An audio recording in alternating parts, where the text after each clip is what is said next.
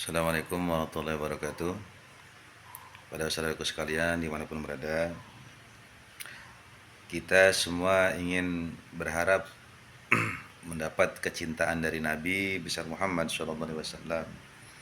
Dan kita semua pengen dapat syafaat, dan kita semua pengen hidup bahagia dunia akhirat, selamat dunia wal akhirat. Kita pengen juga mulia dunia wal akhirat.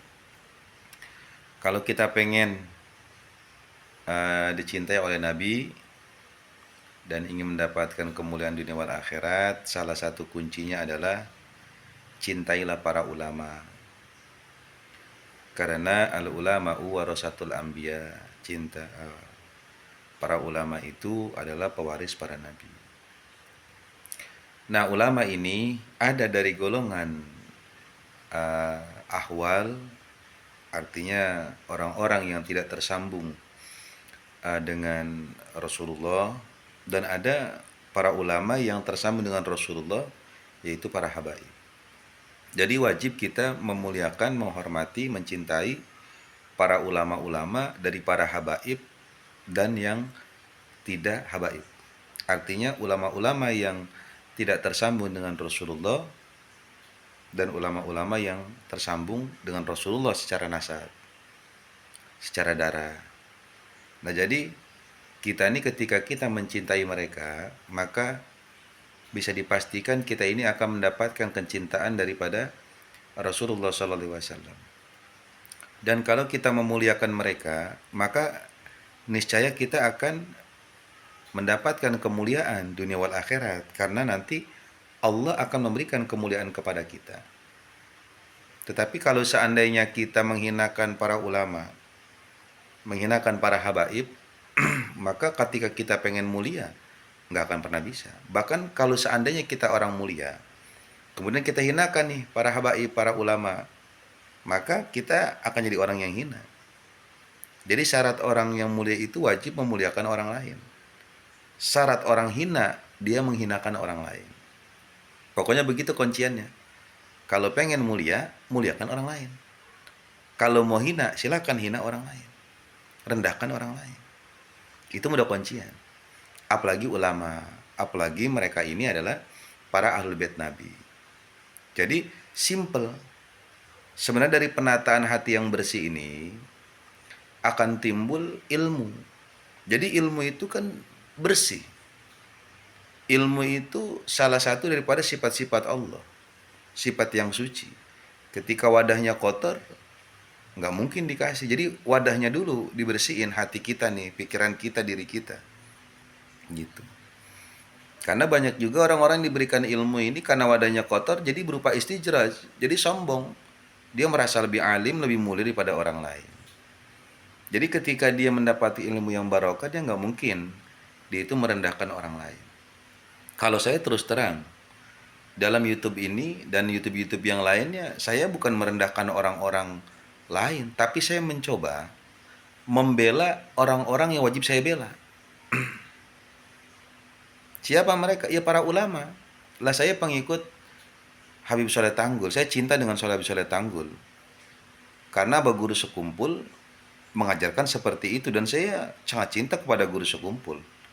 Saya membaca Salawat Mansur.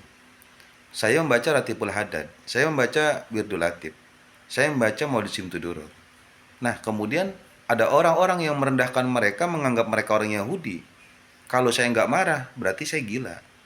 Kalau seandainya saya nggak kesel, berarti bohong saya sebagai pengikut beliau. Cobalah ente punya anak dihina orang aja, ente pasti bakal marah.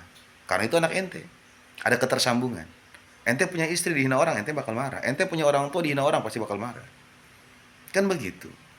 Nah, ente punya guru dihina orang, pasti marah. Lah begitu pun dengan saya. Tetapi kemarahan ini bukan berdasarkan hawa nafsu. Jadi memberikan pemahaman bahwasanya kita ini orang-orang hina yang ingin mulia. Kita kan cuma bersumber dari sperma. Kita ini sperma. Kita kemana-mana cuma bawa tai, bawa kotoran kita ini. Apa yang mau disombongin? Kemana mau cuma bawa kotoran kita, bawa lemak segala macam.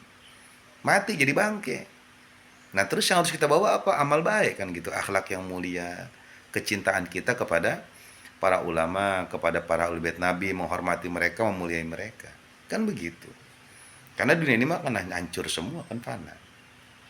Gitu bahasanya. Jadi di dalam bab ini jangan menghujat gitu. Jadi saya hanya membela yang harus saya bela dan kewajiban. Kewajiban. Gitu. Jadi bahwasanya di sini ya jangan, karena kita harus sadar diri bahwa ulama-ulama kita ini garis ke sini loh ya. Garis ke sini nih. Yang kita tidak tahu siapa-siapa mereka terdahulu kita, jangan kita sok tahu. Apalagi berani menuduh mereka orang Yahudi. Siapa ente berani menuduh Imamul Haddad orang Yahudi? Habib Soleh Tanggul, Bakar Gersik, Habib Hussein Keramat luar Batang. Siapa ente? Menghina Habib Umar orang Yahudi.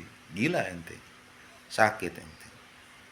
Nah, jadi bahwasanya kalau kita ingin mulia, ingin selamat, ya muliakan mereka. Dan tanda-tanda orang mulia, ya muliain mereka, muliain ulama. Dan ciri-ciri orang hina, ya suka menghina mereka. Menghina. Dan garis keturunan kita itu hina ketika kita menghina garis keturunan orang lain. Ente menghina habaib ya sebagai Yahudi, keturunan Yahudi, kemungkinan ente hina. Ente hina, kalau ente mulia nggak mungkin ente merendahkan orang lain, kagak mungkin nggak mungkin ente. Gitu. Jadi ente berani menghina-hina habaib begitu berarti karena ente hina.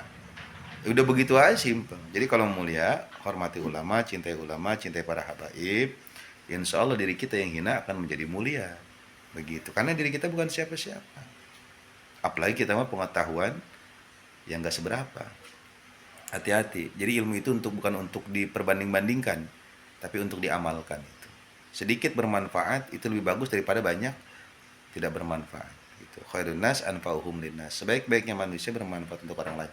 Itu kan diajarkan Nabi, yang diajarkan oleh ulama pada kita. Ya. Jadi jangan ikutin pembenci para habaib.